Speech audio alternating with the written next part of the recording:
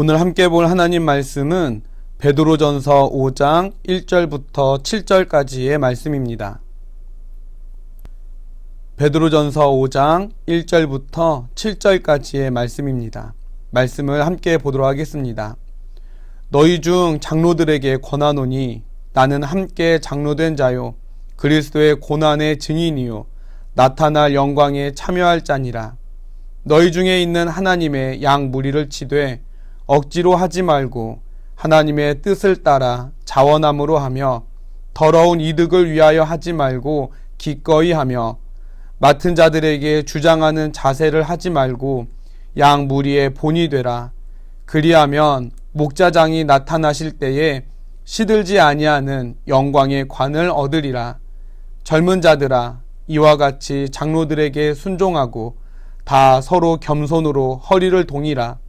하나님은 교만한 자를 대적하시되 겸손한 자들에게는 은혜를 주시느니라. 그러므로 하나님의 능하신 손 아래에서 겸손하라. 때가 되면 너희를 높이시리라. 너희 염려를 다 주께 맡기라.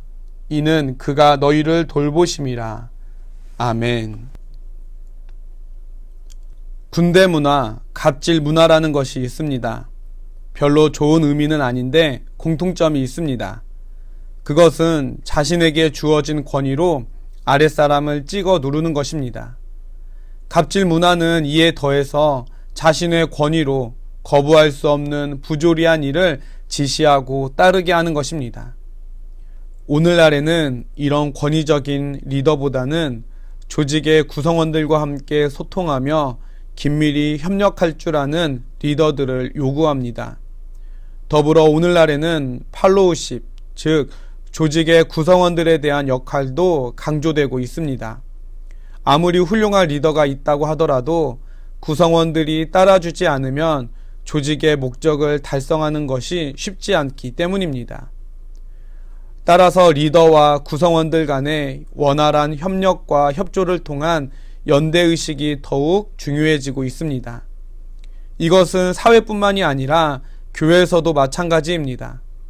리더와 구성원 간의 상호 존중과 협력이 이루어질 때 더욱 건강한 교회, 행복한 신앙생활을 할 수 있게 됩니다. 그래서 베드로 사도는 더욱 건강한 교회 공동체가 되길 바라는 마음에 오늘 말씀을 통해 몇 가지 권면을 하고 있습니다. 오늘 말씀을 통하여 우리들도 더욱 건강하고 행복한 교회를 만들어갈 수 있는 지혜를 얻기를 바랍니다. 그렇다면 먼저 지도자로서 가져야 할 바른 마음의 자세는 무엇일까요? 첫 번째는 확실한 믿음을 가지고 있어야 합니다. 오늘 1절 말씀을 보니까 나는 함께 장로된 자요 그리스도의 고난의 증인이요 나타날 영광에 참여할 자니라 라고 했습니다. 그 당시 영적 지도자를 장로라고 했습니다. 또한 그리스도의 고난의 증인이요 나타날 영광에 참여할 자라고 했습니다. 증인이란 어떤 일에 대해 경험에 의하여 확실하게 알게 된 사람을 말합니다. 그러므로 복음에 대한 확실한 믿음이 있는 사람을 뜻하는 것입니다. 나타날 영광에 참여할 자라는 말도 다시 오실 주님 또는 내가 죽음 이후에 또 다른 삶이 있음을 믿는 믿음이 있어야 하지 않겠습니까? 즉 그리스도의 고난의 증인이요 나타날 영광에 참여할 자라는 말은 예수 그리스도에 대한 확실한 경험과 믿음이 있는 사람이라는 뜻입니다. 두 번째로 기꺼이 자원하여 섬길 줄 알아야 합니다. 특별히 본문 2절을 보면 하나님의 양 무리를 치되 억지로 하지 말고 하나님의 뜻을 따라 자원함으로 하며 더러운 이득을 위하여 하지 말고 기꺼이 하며 라고 했습니다. 여기에서 우리가 주목해야 할 단어는 자원함과 기꺼이 라는 단어입니다. 자원함과 기꺼이 라는 말은 기쁜 마음으로 책임감 있게 감당한다는 말입니다. 다시 바꾸어 말하면 주의 일을 소명감 있게 주인 의식을 갖고 감당한다는 말입니다.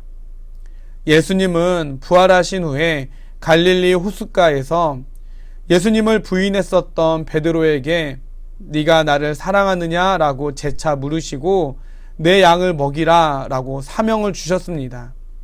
공동체의 양 무리를 돌보는 사명을 감당하기 위해 갖추어야 할 중요한 덕목은 예수님을 사랑하는 것입니다. 2절 말씀처럼 억지로 하거나 자신의 이익을 목적으로 해서는 안 됩니다. 교회의 머리이신 예수님을 사랑하는 마음이 중심이 될 때 그 교회를 이루는 성도도 더욱 사랑할 수 있고 공동체를 섬기는 사명도 기쁜 마음으로 온전히 감당할 수 있을 것입니다. 세 번째로 본이 되어야 한다고 말합니다. 오늘 3절 말씀처럼 리더는 자신에게 속한 사람들을 지배하려고 하는 리더와 자신이 본을 보이는 리더가 있습니다. 지배하려는 리더십은 대부분의 사람들이 쉽게 선택하는 길입니다. 그러나 본을 보이는 리더십은 많은 것을 희생해야 하는 어려운 길입니다. 예수님도 하나님과 동등된 분이시지만 친히 인간의 몸을 입고 이 땅에 오셨고 아주 천한 노예들이나 하는 발을 씻기는 모범을 친히 보여주셨습니다. 그때 요한복음 13장 15절에서 예수님께서 말씀하시기를 내가 너희에게 행한 것 같이 너희도 행하게 하려 하여 본을 보였노라 라고 말씀하셨습니다. 그러므로 예수님을 닮아가는 사람들인 그리스도인들은 주님을 따라 군림하려는 사람이 아닌 더욱 섬기고 희생할 줄 아는 사람들이 되어야만 하겠습니다. 지도자들이 갖춰야 할 덕목에 대해 권면한 베드로는 이제 지도자를 따르는 젊은 사람들에게 권면합니다. 첫 번째는 순종하라고 말합니다. 하나님은 질서의 하나님이십니다. 많은 사람들이 모인 교회에서 더 많이 배웠다고, 더 높은 자리에 있다고, 많은 물질을 가졌다라고 해서 서로 무시하고 다툰다고 한다면 어떻게 되겠습니까? 특별히 변화에 더디고 새로운 변화에 잘 적응하지 못하는 사람들을 보며 가볍게 여기게 된다면 교회의 질서는 깨지게 되고 다툼이 끊이지 않게 될 것입니다. 그래서 베드로 사도는 교회의 질서를 위해 권위에 순종할 것을 당부한 것입니다. 두 번째는 겸손하라고 말합니다. 하나님은 교만한 자를 대적하시고 겸손한 자들에게는 은혜를 주신다고 말씀합니다. 그런데 특이한 말씀이 있는데 6절에서 하나님의 능하신 손 아래에서 겸손하라 라는 말씀입니다. 하나님은 세상 모든 것을 만드시고 통치하시는 하나님이십니다. 비행기를 타보셨겠지만 하늘 높은 곳에서 보면 어떻습니까? 우리가 대단한 것처럼 여기며 뽐내봤자 하늘에서 보면 작은 점 하나에 불과한 존재임을 깨닫게 되지 않습니까? 능력의 하나님, 모든 것을 하실 수 있는 하나님 앞에 나의 존재가 그렇다는 겁니다. 때가 되면 하나님께서 알아서 높여주실 것이니 그러니 겸손하라 라고 가르칩니다. 박해의 위험을 늘 안고 있었던 초대교회 공동체는 지도자의 말에 순종하며 하나가 되는 것이 더욱 중요했을 것입니다. 베드로가 이 모든 가르침 후에 모든 염려를 주님께 맡기고 주님의 돌보심을 의뢰하라고 권면하는 이유도 아마 당시 교회가 마주하고 있었던 여러 위험과 박해 때문이었을 것입니다. 결국 베드로는 오늘 말씀을 통하여 지도자나 구성원들이나 서로 존중할 것을 가르치고 있습니다. 신앙생활이 힘들수록, 교회가 어려울수록 지도자나 공동체의 구성원 모두가 서로를 존중하며 하나가 되는 지혜가 필요합니다. 그 중요함을 잘 알았기에 베드로는 서로를 존중하는 마음 가운데 지도자는 바르게 다스리고 공동체를 구성하는 구성원들에게는 겸손히 따르라고 권면했던 것입니다. 그렇게 어려움 속에서도 예수님께서 핏값으로 사신 바 된 교회가 더욱 하나 되어 바르게 세워지길 바랬던 것입니다. 오늘날의 교회도 마찬가지입니다. 지도자나 구성원들이 서로를 사랑하고 존중하는 마음 가운데 아름다운 교회, 건강한 교회를 만들어 나가야 할 것입니다. 그렇게 우리 교회를 비롯한 모든 교회들이 어둠을 밝히고 길을 인도하는 등대와 같은 교회로 오롯이 잘 세워지는 역사가 일어나게 되기를 간절히 소망합니다. 함께 기도하도록 하겠습니다. 하나님, 교회가 세상에 물들지 않으며 건강하게 성장하기 위해서는 무엇보다 지도자들이 바르게 세워져야 할 것입니다. 하지만 아무리 지도자들이 바르게 세워졌다 해도 성도들이 겸손히 순종하지 않는다면 아무 소용이 없을 것입니다.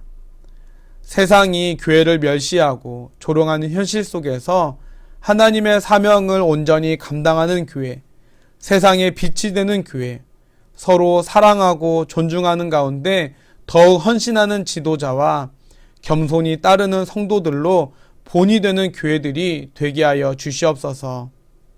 하나님의 귀한 뜻과 계획 가운데 이곳에 행복한 교회를 세우신 하나님, 저희 행복한 교회도 하나님의 귀한 사명을 감당하는 교회, 모두가 행복한 교회, 특별히 하나님께서 우리 행복한 교회를 볼 때 가장 행복할 수 있는 그런 교회가 되게 하여 주시옵소서.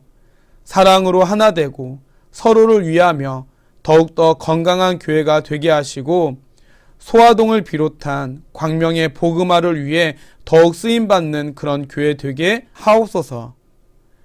코로나 재확산으로 큰 어려움을 겪고 있는 이때에 서로 탓하며 싸우기보다는 모두가 한마음 되어 잘 극복할 수 있는 지혜를 주셔서 잘 이겨낼 수 있도록 도와주시옵소서.